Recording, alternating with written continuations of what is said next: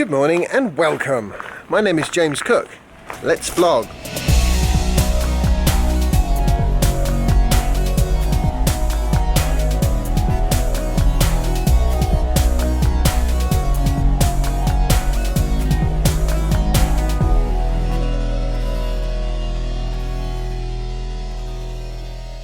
Today I'm taking my car to Tesla because it's got a couple of little things that need sorting. In particular, that warning light to do with reduced AC. I'm gonna get that sorted. All important travel coffee.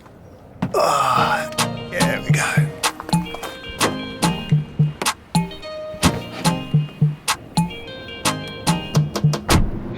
Oh my goodness.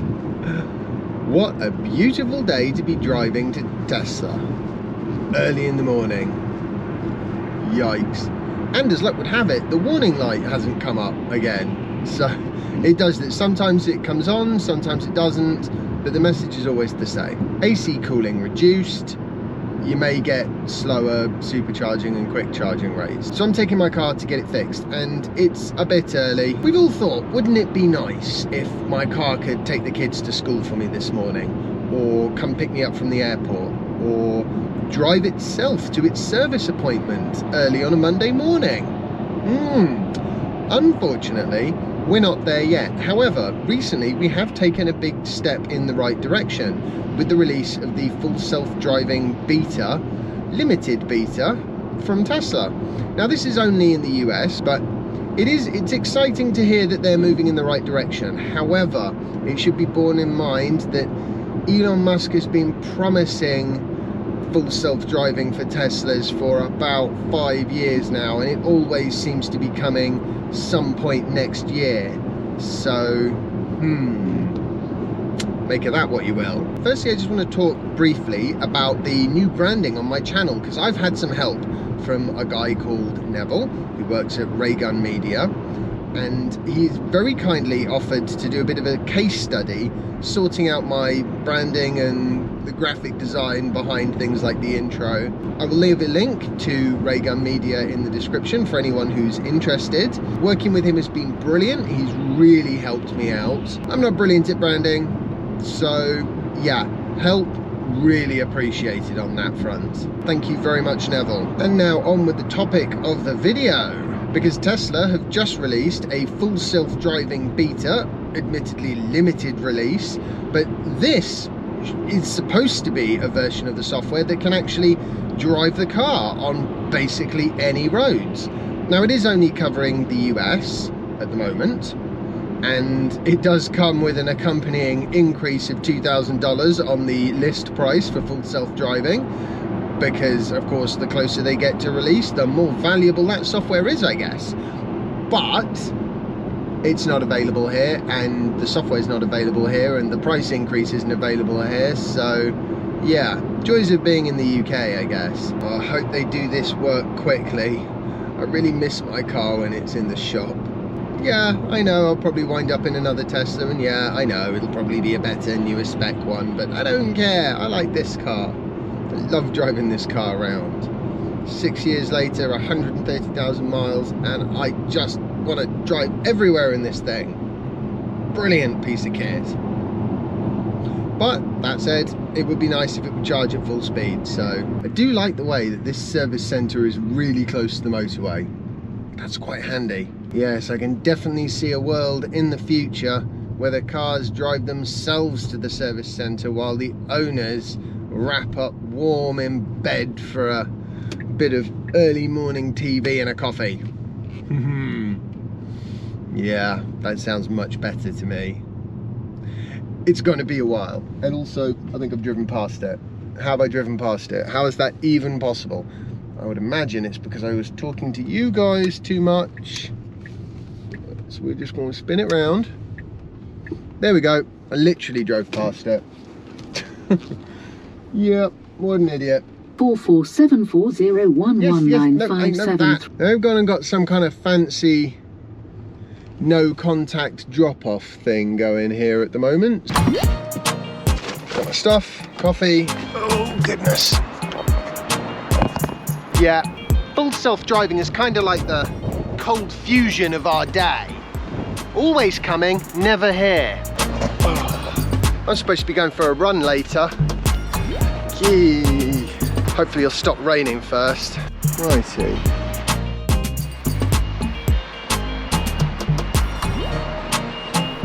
Fantastic. And I'm in a white Model X, so that's pretty cool too. I like the Model X.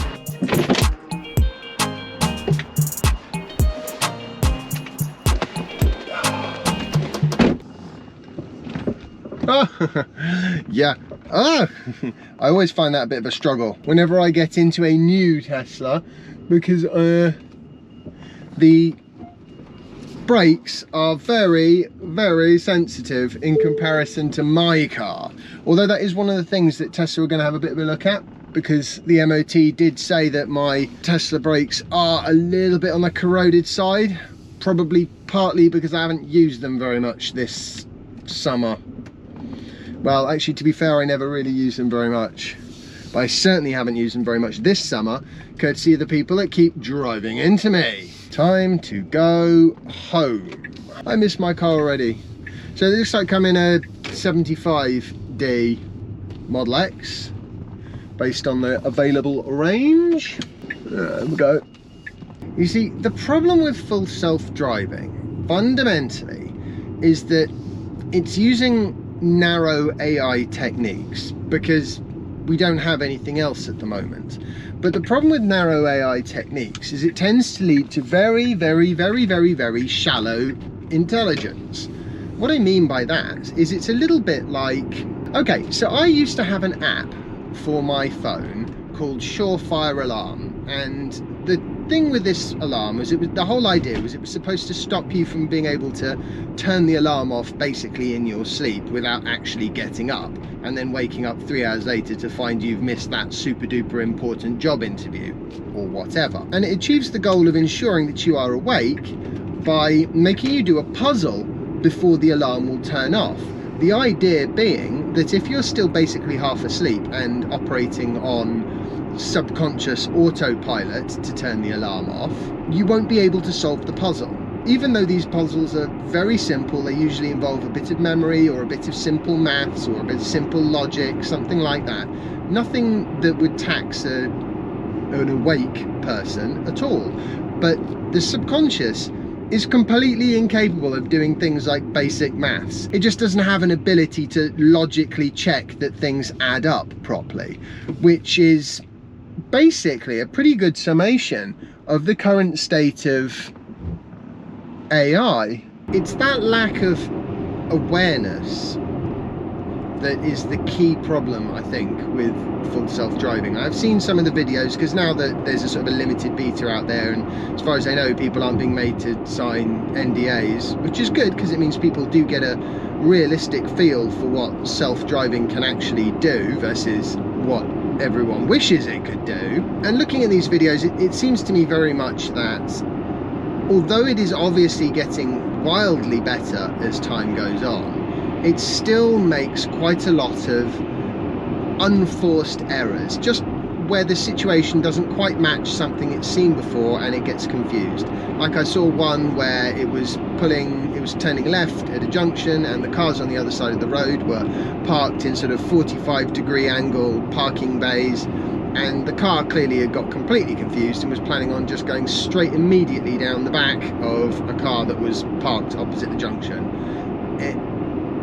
Simple mistake. No human being would ever make that mistake unless they somehow fumbled their foot onto the accelerator instead of the brake, or something like that, or perhaps were being distracted by somebody in the back and not looking forwards as they drove forwards. That'd be about the only way that mistakes like that could be made with a human driver. And that's the problem. Full self-driving is never going to get sign-off from the public, and by extension governments, if it still makes mistakes that a human would never make. It's okay if it, makes mistakes that humans would make. It'd be better if it didn't, of course, but that's not so important. What's really important is that you can't be driving along on a perfectly normal road and then suddenly clip a car by the side that's parked just because it reflected the trees in a strange way and the car got confused. it needs to have a better sense check of its environment than that. And that comes from a depth to the way the software is written. A sort of a cross-checking between different sensors to see, does this actually match up with what I'm expecting or not? Like, for example, I mean, anyone can get confused, right? And the way the sensors in a Tesla work, it's entirely possible that they could get confused too. How do you overcome this? Well, for example, have you ever been driving along and, you know, the light hits the road in a strange way, and just for half a second you think, oh my goodness, somebody's on my side of the road gonna drive straight into me or something, or somebody's gonna pull out from a corner, and oh, that's interesting. I now have a tyre pressure warning sit on here. Let's have a quick check that out. Oh, yikes. 33 on the rear right. You want to know the irony in that? My tyre pressure pump is in the back of my car. Yes, so won't be able to deal with that until we get home. But hey ho, I'm sure it won't be a problem, just as long as it doesn't go any lower, because 33 is already very low. All the other ones are on 41. We'll get that sorted when we get home.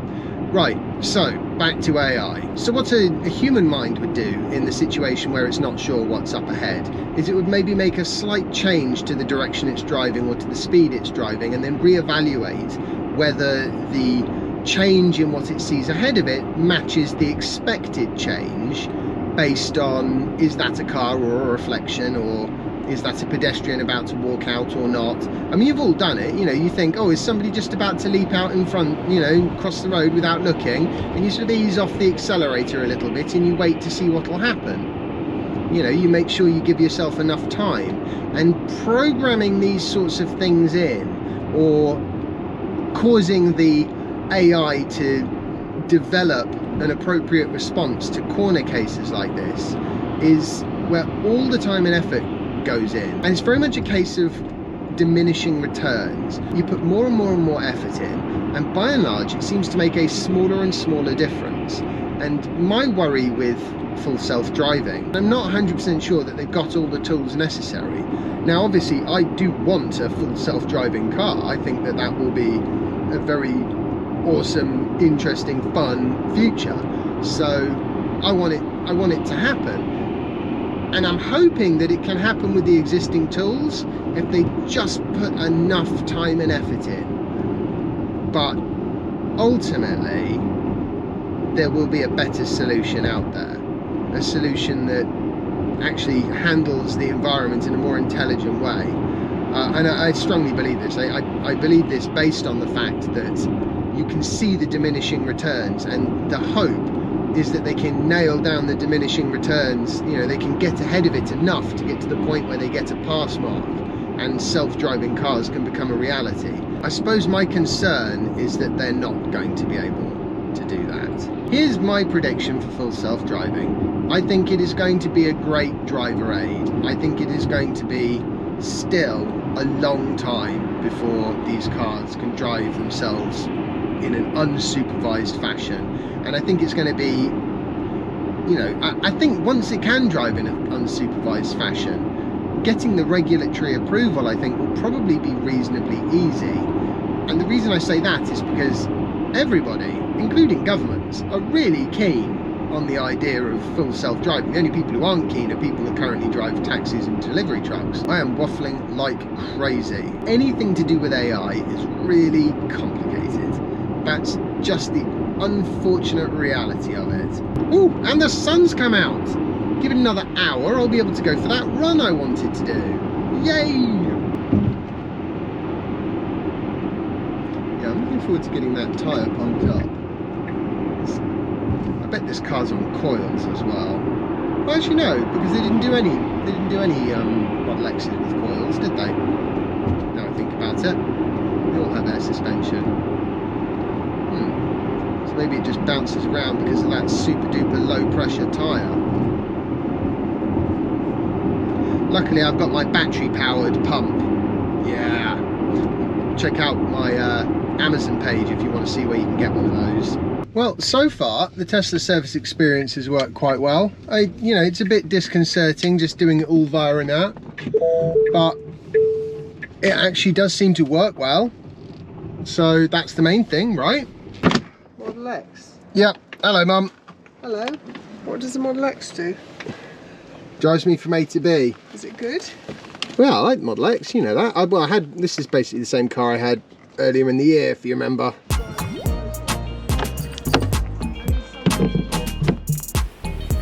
Ouch.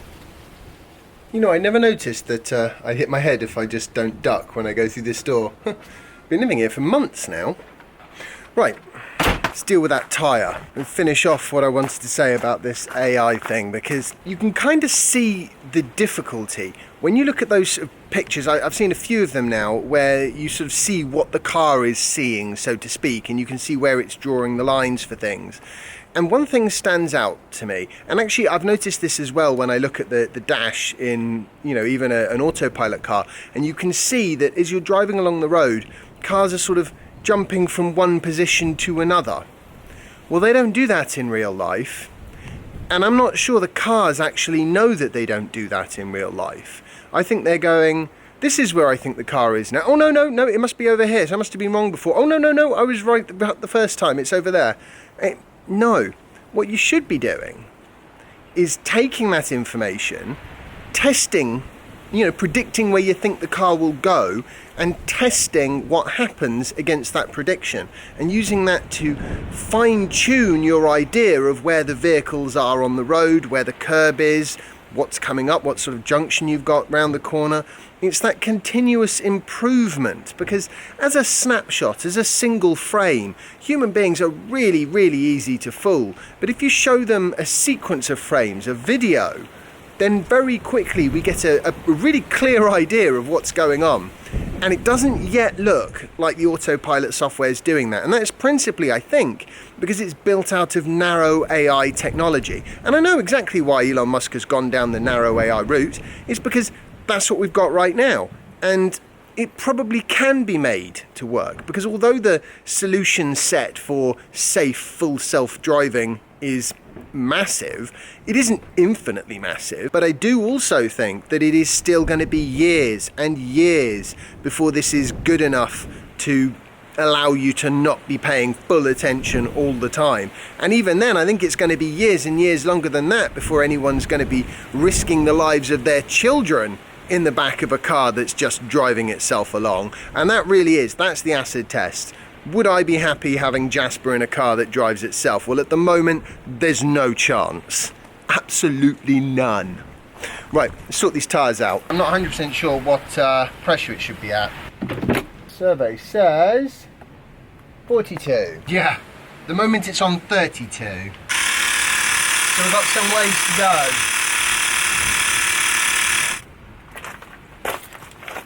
Okay, so that did take a fair amount of time to actually do, but this device is still awesome. So when is full self-driving finally going to be here? I think they will get something usable. I think it will be a worth having feature for a lot of people quite soon.